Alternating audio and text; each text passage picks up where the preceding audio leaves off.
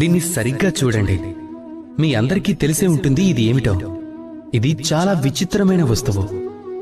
ఇది బొగ్గు ముక్క. నేను విచిత్రమైన వస్తువు అని ఎందుకన్నానంటే తెలుసు కదా, ఇది నిప్పు కణికగా ఉన్నప్పుడు పట్టుకుంటే గనక అది మన చేతుల్ని కాల్చేస్తుంది.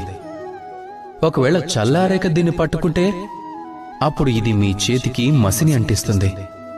అంటే పరిస్థితి ఎలాంటిదైనా, అది చల్లగా ఉన్నా లేక వేడిగా ఉన్నా సరే, అది ఏదో విధంగా తమరికి తప్పక హాని చేయగలుగుతుంది. చెడ్డవారు కూడా సరిగ్గా ఇలాగే ఉంటారు. చెడు సహవాసం ఈ బొగ్గులాంటిదై ఉంటుంది. మీరు ఎంత గొప్ప పనిని చేసినా, ఎంత సాధించిన వారైనా సరే, అలాంటి వారు మీకు దగ్గరలో ఉంటే గనుక ఏదో ఒక విధంగా, ఏదో ఒక రూపంలో ఈ చెడ్డవారు మీకు హాని చేయకుండా వదలరు.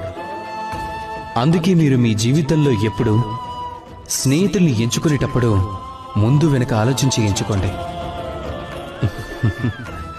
రాధాకృష్ణ.